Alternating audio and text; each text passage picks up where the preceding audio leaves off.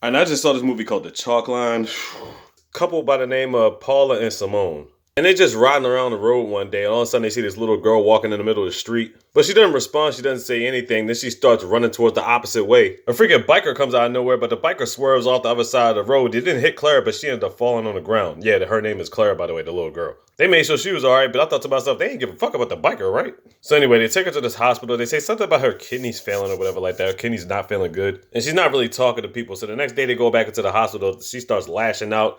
For some reason, she felt safer talking to Paula. Well, not really talking, but just, being in Paula's company. So Paula and Simon decide they want to adopt this girl for like at least a couple weeks or something. Now, what they show us every now and then is Paula is in the bathroom taking these injections. And we're like, what is these injections for? But obviously, she's being secretive about it because Simon don't know. She behind her stuff behind the cabinets and whatnot. So clearly, she's trying to hide something. So anyway, they end up adopting the girl, Clara. And most of the time, they're trying to get her to talk, but she won't say anything. Now, the way she acts towards people, you think to yourself, she must have been traumatized by something. I mean, hell, what was she doing walking around the middle of the road? Because they tried to look up her ancestry. They can't find out who her parents are or nothing. Ergo, the reason that Paula and Simon were able to take her in for a few weeks in the first place. So every now and then they have these gatherings with the neighbors and stuff like that. The neighbors are just happy that they're taking in a girl or whatever. The neighbors you have are like Max, Berta, Eduardo, a couple other friends from the neighborhood. So when the doctor tries to explain to Paula and Simon, basically the situation is like this. Clara feels like she's mostly boxed in, so they use like chalk lines to, keep her inside certain areas or whatever like that. Because she feels like she's not going to move outside the lines. Ergo, the name of the title of the movie, The Chalk Line. Yeah, not because of some CSI chalk line shit. So after a couple days, the doctor comes over to see how everybody's doing and whatnot. The doctor tries to run more tests on Claire, but eventually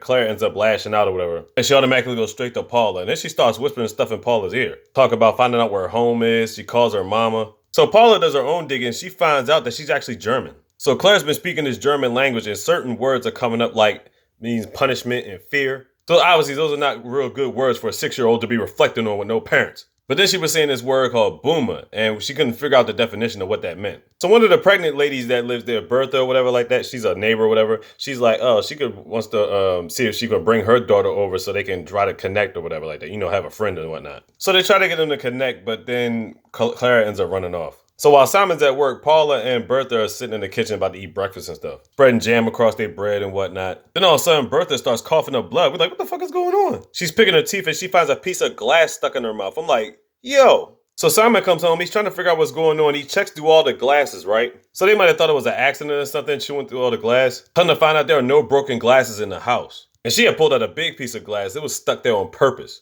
So you think to yourself, did Claire do this shit?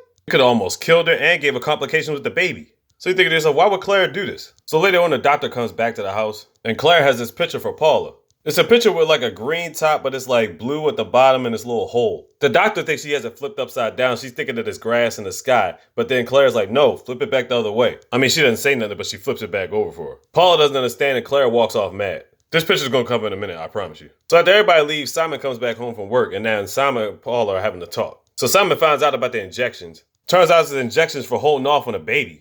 And that was one of the kids, but apparently she wasn't ready for it yet, which is kind of the reason they adopted Claire in the first place. He thought she only took it once, but she's been taking it way more than that. I mean, hell, we seem to take it like 4 times within the same part of the movie. Then we get this one scene where Paula's in the house by herself with Claire. Claire makes her this little bow or whatever like that. It's got multicolors on it. So she walks out the room and tries to find the cover to put it in. By the time she comes back, Claire's gone. So she's looking around like, where the heck is Claire at? Then she sees the door open like, oh shit. So she goes outside. She doesn't see her outside. We're thinking to herself, there's nowhere Claire walked outside because the whole thing is about her staying inside the chalk lines that they already have outlined inside the house. Because that's her mental thing. She's scared to go outside the chalk lines. So she comes back in the house. All of a sudden, Claire's in the kitchen with Simon because Simon just came back in. Simon came in to get some stuff and he's about to leave back out. So now it's just Clara and Paula again. Paula went to go fix some coffee, a cup or whatever like that. She mixed up some carnation milk or something, I don't know. But while she's watching Clara, she's on the computer. On the computer, she's looking up all these words that Clara was saying, right? And then she looks up the word boomer.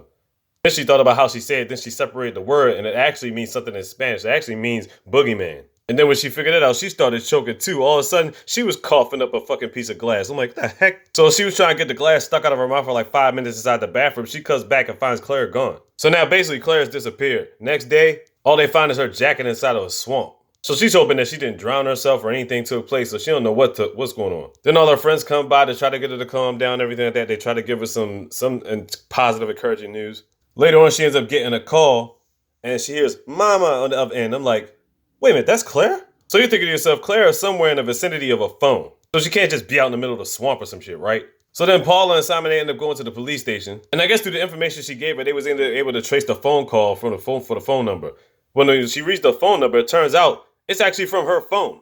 So we thinking like, what the fuck? And at this point, they thinking to themselves, do she need some psychological help or something? And she's like, no, I heard her call me. She called me from the phone. This shit is getting bonkers. Paula and Simon go back to the house. Simon ends up finding this penguin that Claire used to play with her. They open the penguin up. There's a bunch of shards of glass breaking up. I was like, oh shit. And it gets even crazier when they go back to the police station, right? Well, the flashback was the penguin with the shards in it or whatever like that. But we back at the police station. So basically, one of the cops found out some information about missing kids and stuff like that. They got a bunch of different files they've been looking up to try to help to find Claire. So after everything's done, she's got to leave her phone at the police station. But while they're busy or not looking, she ends up sneaking all the files that are just sitting on the dresser and puts it in a daggone purse. I'm like, really? I mean, that was on the desk. So it's two sets of files. One file is black and one file is red. She looks through the red file and it has a whole bunch of like missing kids on there and stuff like that. Then she looks through the black file.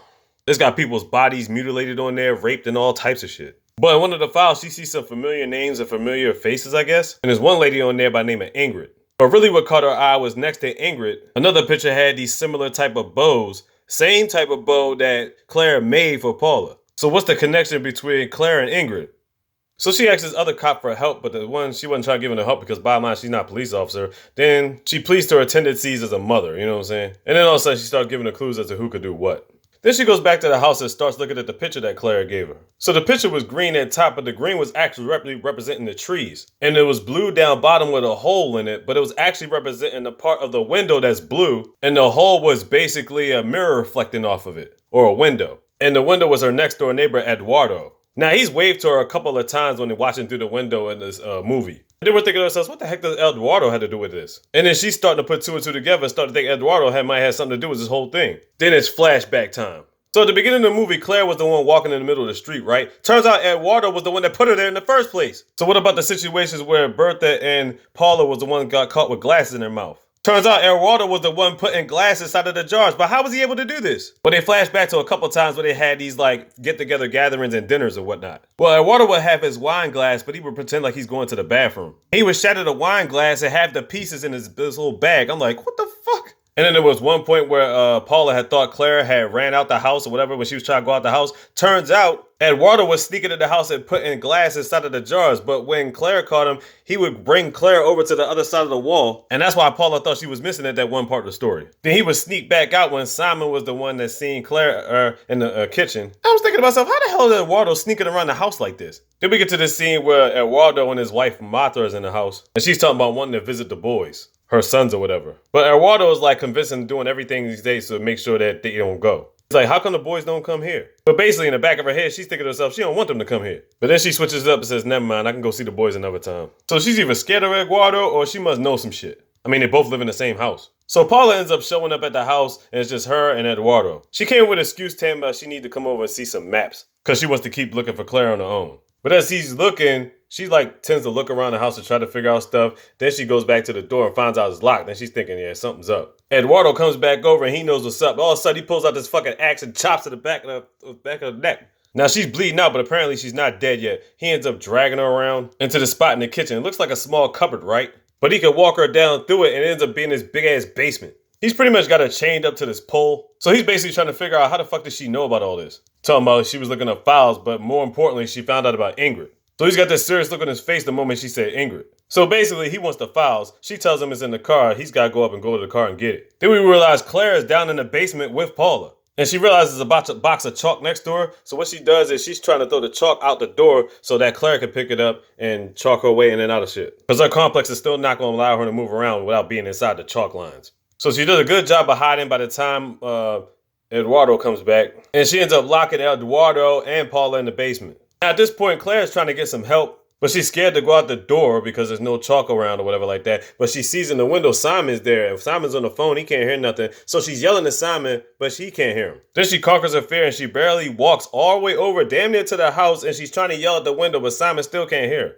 Then all of a sudden, Mathia pops up. Now she's looking at her, telling her to calm down. I'm thinking to myself, why don't you help her? And as soon as she got close to hug her, I was like, oh no, this is a bad sign. Sure enough, she grabbed her up and took her right back in the fucking house. And I'm like, damn it, Simon didn't see none of this shit, man. So we wake up the next day, we see Mathia just chilling in the bedroom. And we see Eduardo waking up from the covers. I'm like, oh, damn it. So you're thinking to yourself, Clara and Paula gotta be dead as shit, right? So obviously, Mattia let Eduardo out, and bottom line, she's like, look, I get to see my boys anytime I want. Fuck that shit. And I guess he trusts her enough to be like, all right, bet. So he goes downstairs to get breakfast, and just when she's about to leave out the house, all of a sudden SWAT comes through and ends up arresting both of them niggas, and they find the basement, but all we see is just stuff torn up in the basement. And then they keep showing Simon through the window like he knew all along, and I'm thinking to myself, how the fuck would he even know? Claire was yelling at him all night last night. He didn't hear nothing. Then they show this side video about, they're like FaceTiming each other. Claire's back in Germany. Paula was on a trip to Scotland, and she's with Simon. And she's showing that she's like 4 or 5 months pregnant. And they're both living their happy lives, and that's how the movie ends. But I got mad questions. How did Simon know a wife was dead the next day when the night before he couldn't hear Clara screaming the entire time at the top of her lungs to call him out for him? Number 2, how did Paula and Clara survive if Mattia was able to break Eduardo out? But did they just not do nothing to him, or just left him down there the rest of the night? Like, what happened? So many questions, not enough answers. Bottom line, watch the chalk line and figure it out for yourself.